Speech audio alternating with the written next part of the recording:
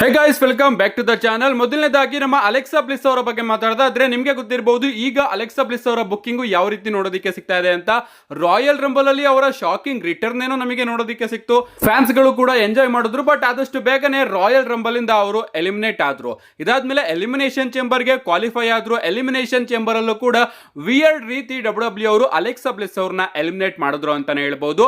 ಅಂದ್ರೆ ಡಬ್ಲ್ಯೂ ಅವರಿಗೆ ಪ್ಲಾನ್ಸ್ ಏನೋ ಇದೆ, ಅಲೆಕ್ಸಾ ಬ್ಲಿಸ್ ಅವ್ರನ್ನ ವೀಕ್ ಆಗಿ ತೋರಿಸಬಾರ್ದು, ತುಂಬಾನೇ ಸ್ಟ್ರಾಂಗ್ ಆಗಿ ತೋರಿಸಬೇಕು ಅಂತ. ಬಟ್ ಸದ್ಯಕ್ಕೆ ಯಾವುದೇ ರೀತಿಯ ಐಡಿಯಾ ಇರಲಿಲ್ಲ, ಯಾಕಂದ್ರೆ ವೈಡ್ 6 ನಮಗೆ ಟೆಲಿವಿಷನ್ ಅಲ್ಲಿ ನೋಡೋದಕ್ಕೆ ಸಿಗ್ತಿರಲಿಲ್ಲ. ಅಲೆಕ್ಸಾ ಬ್ಲಿಸ್ ಅವರು ಬಂದ ಮೇಲೆ ವೈಡ್ 6 ಅವರ ಜೊತೆನೆ ಅಲೈನ್ ಆಗಬೇಕಾಗಿತ್ತು. ಬಟ್ ನಮ್ಮ ಬೋರ್ಡ್ ಎಲೆಸ್ ಅವರಿಗೆ ಇಂಜುರಿ ಆಗಿದ್ರಿಂದ ಅಲೆಕ್ಸಾ ಬ್ಲಿಸ್ ಹಾಗೆ ವೈಡ್ 6 ನ ಜೊತೆಗೆ ತೋರಿಸೋದಕ್ಕೆ ಆಗ್ತಿರ್ಲಿಲ್ಲ. ಅದಕ್ಕೋಸ್ಕರನೇ ಕೆಲವೊಂದಷ್ಟು ಟೀಸರ್ಸ್ ಗಳನ್ನ ಮಾತ್ರ ಡಬ್ಲ್ಯೂ ಅವರು ಬಿಡ್ತಾ ಇದ್ರು. ಬಟ್ ಈಗ ರಸಲ್ ವುಡ್ಸ್ ಅವರ ಅಪ್ಡೇಟ್ ಏನಪ್ಪಾ ಅಂದ್ರೆ, ಡಬ್ಲ್ಯೂ ಅವರು ಅಲೆಕ್ಸಾ ಬ್ಲಿಸ್ ಅವರಿಗೆ ರಸಲ್ ಮೀನಿಯಾದಲ್ಲಿ ಒಂದು ಹ್ಯೂಜ್ ಆಂಗಲ್ ನ ಪ್ಲಾನ್ ಮಾಡಿದಾರಂತೆ. ಗೊತ್ತಿಲ್ಲ ಅದು ಯಾವ ರೀತಿ ಆಂಗಲ್ ಅಂತ. ಪ್ರಾಬಬ್ಲಿ ರಸಲ್ ಮೇನಿಯಾದಲ್ಲಿ ಅಫಿಷಿಯಲ್ ಆಗಿ ನಮ್ಮ ಅಲೆಕ್ಸಾ ಬ್ಲಿಸ್ ಅವರು ವೈಡ್ 6 ನ ಜಾಯಿನ್ ಆಗೋದು ನಮಗೆ ನೋಡೋದಕ್ಕೆ ಸಿಗಬಹುದು. ಈ ರೀತಿ ಒಂದು ಆಂಗಲ್ ನ ಡಬ್ಲ್ಯೂ ಅವರು ಅಲೆಕ್ಸಾ ಬ್ಲಿಸ್ ಅವರಿಗೆ ರಸಲ್ ಮೇನಿಯಾದಲ್ಲಿ ಪ್ಲಾನ್ ಮಾಡ್ತಿದ್ಯಂತೆ. ನೆಕ್ಸ್ಟ್ ಅಪ್ಡೇಟ್ ಕಡೆ ಬರ್ತಾ ಇದ್ರೆ ಇದಿರ್ತಕ್ಕಂಥದ್ದು ನಮ್ಮ ಬ್ರಾನ್ಸನ್ ರೀಡ್ ಅವರ ಬಗ್ಗೆ. ನಿಮಗೆ ಗೊತ್ತಿರಬಹುದು, ಡಬ್ಲ್ಯೂ ಅವರು ನಮ್ಮ ಬ್ರಾನ್ಸನ್ ರೀಡ್ ಅವ್ರನ್ನ ಟೆಲಿವಿಷನ್ ಅಲ್ಲಿ ಯಾವ ರೀತಿ ತೋರಿಸ್ತಾ ಇದ್ರು ಅಂತ.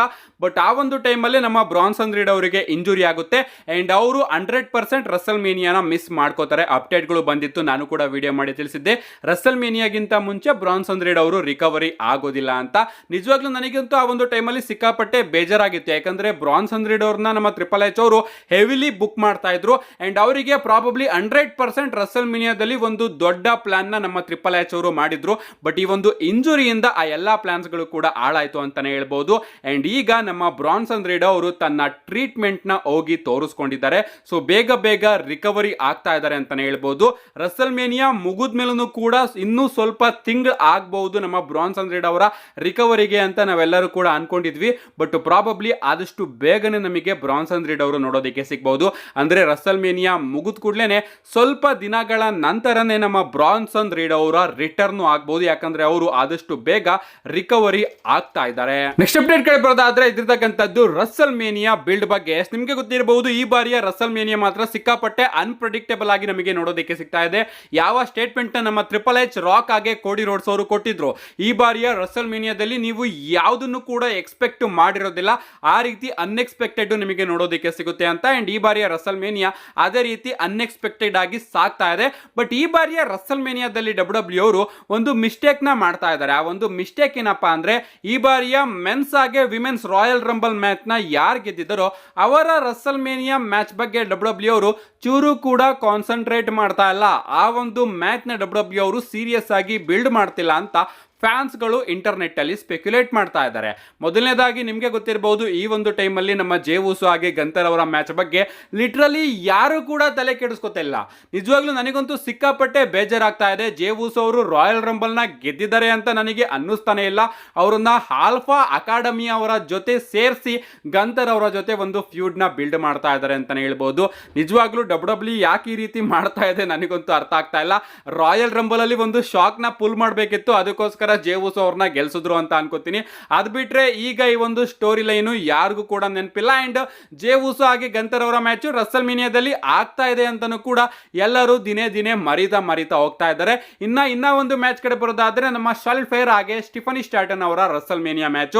ಅಂಡ್ ಈ ಒಂದು ಮ್ಯಾಚ್ ನ ಬಿಲ್ಡ್ ಜೇ ಉಸೋ ಹಾಗೆ ಗಂತರ್ ಅವರ ಮ್ಯಾಚ್ ನ ಬಿಲ್ಡ್ ಗಿಂತ ಚೂರು ಇಂಪ್ರೂವ್ ಆಗಿದೆ. ಬಟ್ ಇದನ್ ಬಿಟ್ರೆ ಈ ಒಂದು ಮ್ಯಾಚ್ ನು ಕೂಡ ಡಬ್ಲ್ಯೂ ಅವರು ಚೆನ್ನಾಗಿ ಬಿಲ್ಡ್ ಮಾಡ್ತಾ ಇಲ್ಲ. ಅದರ ಆಪೋಸಿಟ್ ಎಲಿಮಿನೇಷನ್ ಚೇಂಬರ್ ನ ಯಾರ್ ಗೆದ್ದು ರಸಲ್ ಮೇನಿಯಾದಲ್ಲಿ ಚಾಂಪಿಯನ್ ನ ಚಾಲೆಂಜ್ ಮಾಡೋದಕ್ಕೆ ಹೋಗ್ತಾ ಇದ್ದಾರೋ ಆ ಚಾಲೆಂಜರ್ಸ್ ಗಳ ರಸಲ್ ಮೇನಿಯಾ ಮ್ಯಾಚ್ ಬಿಲ್ಡ್ ಸಿಕ್ಕಾಪಟ್ಟೆ ಅದ್ಭುತವಾಗಿ ಡಬ್ಲ್ಯೂ ಅವರು ತೋರಿಸ್ತಾ ಇದ್ದಾರೆ. ಉದಾಹರಣೆಗೆ ಮೆನ್ಸ್ ಎಲಿಮಿನೇಷನ್ ಚೇಂಬರ್ ಮ್ಯಾಚ್ ನ ಗೆದ್ದಂತಹ ಜಾನ್ಸಿನಾ ಹಾಗೆ ಕೋಡಿ ರೋಡ್ಸ್ ಅವರ ಮ್ಯಾಚ್ ಬಿಲ್ಡ್ ಈಗಾಗಲೇ ನಿಮಗೆ ಗೊತ್ತಿರಬಹುದು. ಇವರಿಬ್ರು ಒಂದು ಬಾರಿನೂ ಕೂಡ ಫೇಸ್ ಆಫ್ ಬಂದೇ ಇಲ್ಲ, ಆಗ್ಲೇ ಇವರಿಬ್ಬರ ಮ್ಯಾಚ್ ಯಾವ ಲೆವೆಲ್ ಗೆ ಹೈಪ್ ಇದೆ ಅಂತ. ಇನ್ನ ಬಿಯಾಂಕಾ ಬ್ಲೇರ್ ಹಾಗೆ ರಿಯಾ ರಿಪ್ಲಿ ಹಾಗೆ ಇಯೋ ಸ್ಕೈ ಅವರ ಸ್ಟೋರಿ ಲೈನ್ ಕೂಡ ಅದ್ಭುತವಾಗಿ ಸಾಗ್ತಾ ಇದೆ. ಸೊ ಇಲ್ಲಿ ಫ್ಯಾನ್ಸ್ ಗಳು ಕಂಪ್ಲೀಟ್ ಕಂಪ್ಲೇಂಟ್ ಮಾಡ್ತಿರೋದೇನಪ್ಪ ಅಂದ್ರೆ ರಾಯಲ್ ರಂಬಲ್ ನ ಗೆದ್ದು ರಸಲ್ ಮೇನಿಯಾಗೆ ಚಾಲೆಂಜ್ ಮಾಡೋದಕ್ಕೆ ಹೋಗ್ತಿರೋರ ಬುಕ್ಕಿಂಗು ಯಾಕೆ ಇಷ್ಟೊಂದು ಕಳಪೆಯಾಗಿ ತೋರಿಸ್ತಿದಾರ ಅಂತ. ಅಂಡ್ ಇದಕ್ಕೆ ನಮ್ಮ ಟ್ರಿಪಲ್ ಎಚ್ ಅವರೇ ಆನ್ಸರ್ ನ ಕೊಡಬೇಕು. ಅವರು ಈ ಬಾರಿಯ ರಾಯಲ್ ರಂಬಲ್ ನ biggest royal rumble, unexpected royal rumble ಮಾಡೋದಕ್ಕೆ ಹೋಗಿ ನಿಜವಾಗ್ಲೂ ಅದನ್ನಂತೂ ತೀರಾನೇ ಕಳಪೆ ಮಾಡ್ಬಿಟ್ರು. ನೆಕ್ಸ್ಟ್ ಅಂಡ್ ಫೈನಲ್ ಅಪ್ಡೇಟ್ ಕಡೆ ಬರೋದಾದ್ರೆ ಇದಿರ್ತಕ್ಕಂಥದ್ದು ನಮ್ಮ ಟ್ರೈಬಲ್ ಚೀಫ್ ರೋಮನ್ ರೈನ್ಸ್ ಅವರ ಬಗ್ಗೆ. ನಿಮ್ಗೆ ಗೊತ್ತಿರಬಹುದು, ರೋಮನ್ ರೈನ್ಸ್ ಅವರು ಮಂಡೇ ನೈಟ್ ರೋ ಅಲ್ಲಿ ರಿಟರ್ನ್ ಆಗ್ತಾರೆ. ಅಂಡ್ ರೋಮನ್ ರೈನ್ಸ್ ಅವರು ಹೊಸ ಮರ್ಚೆಂಡೈಸ್ ನ ಹಾಕೊಂಡು ಬಂದಿರ್ತಾರೆ. ಈ ಬಾರಿ ರೋಮನ್ ರೈನ್ಸ್ ಅವರ ಟಿ ಶರ್ಟ್ ಅಲ್ಲಿ OTC ಬದಲು YTC ಅಂತ ಇರುತ್ತೆ. OTC ಅಂದ್ರೆ ಒರಿಜಿನಲ್ ಟ್ರೈಬಲ್ ಚೀಫ್ ಅಥವಾ ನಾವು ಓನ್ಲಿ ಟ್ರೈಬಲ್ ಚೀಫ್ ಅಂತಾನೂ ಕೂಡ ಕರಿಬಹುದು. ಅಂಡ್ YTC ಅಂದ್ರೆ ಗೈಸ್ ಯುವರ್ ಟ್ರೈಬಲ್ ಚೀಫ್ ಅಂತ. ಈ ಒಂದು ಮರ್ಚೆಂಡೈಸ್ ನ WWE ಅವರು ಹಿಂದೆನೆ ರಿಲೀಸ್ ಮಾಡಿದ್ರು, ಬಟ್ ರೋಮನ್ ರೈನ್ಸ್ ಅವರು ಟೆಲಿವಿಷನ್ ಅಲ್ಲಿ ಈಗ ಹಾಕೊಂಡು ಬಂದಿದ್ದಾರೆ ಅಂತಾನೆ ಹೇಳ್ಬಹುದು.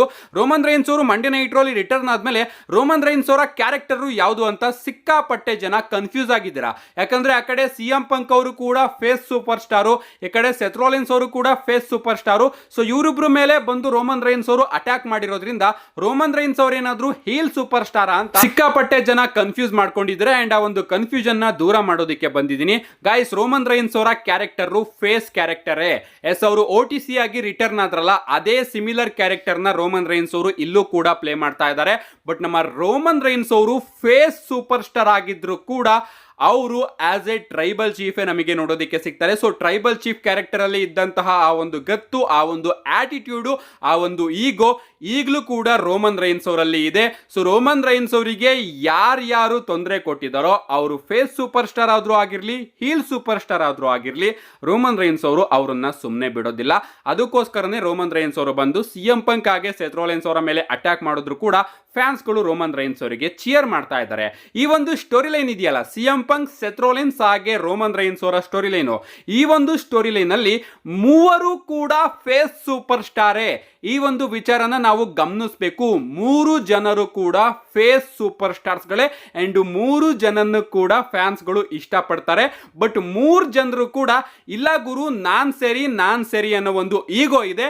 ಅಂಡ್ ಆ ಒಂದು ಈಗೋ ಬ್ಯಾಟಲ್ನೇ ಇವರು ರಸಲ್ ಮೇನಿಯಾದಲ್ಲಿ ಮಾಡೋದಕ್ಕೆ ಹೋಗ್ತಾ ಇದ್ದಾರೆ. ಸೊ ಯೂಶುವಲ್ ಆಗಿ ನಾವು ನೋಡ್ತೀವಿ, ಫೇಸ್ ಸೂಪರ್ ಸ್ಟಾರ್ ಹಾಗೆ ಫೇಸ್ ಸೂಪರ್ ಸ್ಟಾರ್ ಅವರ ನಡುವೆ ಫ್ಯೂಡ್ ನಡೀತಾ ಇರಬೇಕಾದ್ರೆ ಒಂದು ರೆಸ್ಪೆಕ್ಟ್ ಅನ್ನೋದಿರುತ್ತೆ. ಅಂಡ್ ಆ ಒಂದು ಸ್ಟೋರಿ ಲೈನು ಸಿಕ್ಕಾಪಟ್ಟೆ ಬೋರಿಂಗ್ ಆಗ್ತಾ ಇರುತ್ತೆ. ಈಗ ನಮ್ಮ ಜಾನ್ಸಿನಾ ಅವರ ಹೀಲ್ ಟರ್ನ್ ಏನಾದರೂ ನಮಗೆ ನೋಡೋದಕ್ಕೆ ಸಿಗ್ಲಿಲ್ಲ ಅಂದಿದ್ರೆ, ಜಾನ್ಸಿನಾ ಹಾಗೆ ಕೋಡಿ ರೋಡ್ಸ್ ಅವರ ರಸಲ್ ಮೇನಿಯಾ ಮ್ಯಾಚು ಅಷ್ಟೊಂದೇನು ಇಂಟ್ರೆಸ್ಟಿಂಗ್ ಆಗಿ ಇರ್ತಿರ್ಲಿಲ್ಲ. ಯಾಕಂದ್ರೆ ಸುಮ್ಮನೆ ಇವರಿಬ್ರು ಬರೋರು, ಥ್ಯಾಂಕ್ಸ್ ನ ಕೊಡೋರು, ಒಬ್ರಿಗೆ ಒಬ್ರನ್ನ ಒಗ್ಲು ಬಿಟ್ಟು ಸೀದಾ ಹೋಗಿ ರಸಲ್ ಮೇನಿಯಾದಲ್ಲಿ ರೆಸ್ಪೆಕ್ಟ್ ಮೂಲಕ ಮ್ಯಾಚ್ ನ ಆಡೋರು. ಅದು ಅಷ್ಟೊಂದೇನು ಇಂಟ್ರೆಸ್ಟಿಂಗ್ ಆಗಿ ಇರ್ತಿರ್ಲಿಲ್ಲ. ಅದಕ್ಕೋಸ್ಕರ WWE ಅವರು ಜಾನ್ಸಿನಾ ಅವ್ರನ್ನ ಹೀಲ್ ಟರ್ನ್ ಮಾಡಿಸಿದ್ರು. ಬಟ್ ಈ ಒಂದು ಕೇಸಲ್ಲಿ ಆ ಒಂದು ಪ್ರಾಬ್ಲಮ್ ನಮಗೆ ನೋಡೋದಕ್ಕೆ ಸಿಗ್ತಾ ಇಲ್ಲ. ಇಲ್ಲಿ ಮೂರು ಜನನು ಕೂಡ ಫೇಸ್ ಸೂಪರ್ ಸ್ಟಾರ್ ಆಗಿದ್ದಾರೆ. ಬಟ್ ಒಬ್ರಿಗೊಬ್ರು ಇವರು ರೆಸ್ಪೆಕ್ಟ್ ನ ಯಾವತ್ತೂ ಕೂಡ ಕೊಡೋದಿಲ್ಲ. ನಮ್ಮ ಸೆತ್ ರೋಲಿನ್ಸ್ ಅವರ ಜಾಗದಲ್ಲಿ ಅವರು ಸರಿಯಾಗೇ ಇದ್ದಾರೆ. ಅವ್ರು ಹೇಳೋದೇನಪ್ಪಾ ಅಂದ್ರೆ, ರೋಮನ್ ರೈನ್ಸ್ ಇಷ್ಟು ವರ್ಷ ಟ್ರೈಬಲ್ ಚೀಫ್ ಆಗಿ WWE ಕಂಪನಿಯಲ್ಲಿ ಡಾಮಿನೇಟ್ ಮಾಡ್ಕೊಂಡು ಬಂದಿದ್ದಾನೆ. ಅಂಡ್ ಅವನ ಆಳ್ವಿಕೆ ಮುಂದೇನು ಕೂಡ ಕಂಟಿನ್ಯೂ ಆಗಬಾರ್ದು, ಅವನನ್ನ ಕಂಪ್ಲೀಟ್ ಆಗಿ ಮುಗಿಸ್ಬೇಕು ಅಂತ ನಮ್ಮ ಸೆತ್ ರೋಲಿನ್ಸ್ ಅವರು ಅನ್ಕೊಂಡಿದ್ದಾರೆ. ಅದೇ ರೀತಿ CM ಪಂಕ್ ಅವರ ಬಗ್ಗೆನೂ ಕೂಡ ನಮ್ಮ ಸೆತ್ ರೋಲಿನ್ಸ್ ಅವರು ಹೇಳಿರೋದೇನಪ್ಪ ಅಂದ್ರೆ, CM ಪಂಕ್ ಇಷ್ಟು ವರ್ಷ ಆದ್ಮೇಲೆ WWE ಗೆ ಬಂದು WWE ನ ತನ್ನದು ಅನ್ಕೊಂಡು ಓಡಾಡ್ತಾ ಇದ್ದಾನೆ. ಅವನ ರಸಲ್ ಮೇನಿಯಾ ಡ್ರೀಮ್ ನ ಹಾಳು ಮಾಡಬೇಕು ಅಂತ ಸೆತ್ ರೋಲಿನ್ಸ್ ಅವರು ಅನ್ಕೊಂಡಿದ್ದಾರೆ. ಸೊ ಸೆತ್ ರೋಲಿನ್ಸ್ ಅವರು ಅನ್ಕೊಂಡಿರೋದು ಒಂದು ಕಡೆ ನಿಜಾನೇ ಹೌದು. ಇನ್ನ ನಮ್ಮ CM ಪಂಕ್ ಅವರು ಏನ್ ಅನ್ಕೋತಾ ಇದ್ದಾರೆ, ನಾನು ಇಷ್ಟು ವರ್ಷ ಆದ್ಮೇಲೆ ಬಂದಿದ್ದೀನಿ, ನನ್ನ ಒಂದೇ ಒಂದು ದಾರಿ ಏನಪ್ಪಾ ಅಂದ್ರೆ ಅದು ರಸಲ್ ಮೇನಿಯಾಗೆ ಹೋಗ್ಬೇಕು, ರಸಲ್ ಮೇನಿಯಾನ ಮೇನ್ ಇವೆಂಟ್ ಮಾಡೋದಕ್ಕೆ ಹೋಗ್ಬೇಕು ಅಂತ. ಬಟ್ ಆ ಒಂದು ಅವಕಾಶನ ಸೆತ್ ರೋಲಿನ್ಸ್ ಅವರು ಹಾಳು ಮಾಡಿದ್ದಾರೆ. ಅಂಡ್ ಅದೇ ನಮ್ಮ CM ಪಂಕ್ ಅವರ ಪಾಯಿಂಟ್ ಆಫ್ ವ್ಯೂ ಕೂಡ ಅವರು ಕೂಡ ಸರಿ ಇದ್ದಾರೆ. ಇನ್ನು ನಮ್ಮ ರೋಮನ್ ರೈನ್ಸ್ ಅವರ ವಿಚಾರಕ್ಕೆ ಬಂದ್ರೆ, ರೋಮನ್ ರೈನ್ಸ್ ಅವರು ಈಗ ಬದಲಾಗಿದ್ರು ಕೂಡ ಸೆತ್ ರೋಲಿನ್ಸ್ ಅವರು ಅವ್ರನ್ನ ಬಿಡ್ತಾ ಇಲ್ಲ. ಸೊ ರೋಮನ್ ರೈನ್ಸ್ ಅವರು ಕೂಡ ತನ್ನ ಪಾಯಿಂಟ್ ಆಫ್ ವ್ಯೂ ಅಲ್ಲಿ ಅವರು ಸರಿ ಇದ್ದಾರೆ. ಸೊ ಮೂರು ಜನನು ಕೂಡ ಫೇಸ್ ಸೂಪರ್ ಸ್ಟಾರ್ ಆದ್ರೂ ಕೂಡ ಮೂರು ಜನನು ಕೂಡ ಒಬ್ರನ್ನ ಒಬ್ರು ಕಂಡ್ರೆ ಇಷ್ಟ ಪಡ್ತಾ ಇಲ್ಲ, ಒಬ್ರು ಮೇಲೆ ರೆಸ್ಪೆಕ್ಟ್ ಇಲ್ಲ. ಅದಕ್ಕೋಸ್ಕರನೇ ಈ ಒಂದು ಸ್ಟೋರಿ ಲೈನು ಸಿಕ್ಕಾಪಟ್ಟೆ ಇಂಟ್ರೆಸ್ಟಿಂಗ್ ಆಗಿ ಅನ್ನಿಸ್ತಾ ಇದೆ. ಸೊ ಮೂರು ಜನರ ಕ್ಯಾರೆಕ್ಟರ್ ಕೂಡ ಫೇಸ್ ಕ್ಯಾರೆಕ್ಟರ್. ಫ್ಯಾನ್ಸ್ಗಳು ಇಲ್ಲಿ ಮೂರು ಜನಕ್ಕೂ ಕೂಡ ಸಪೋರ್ಟ್ ಮಾಡ್ತಾರೆ.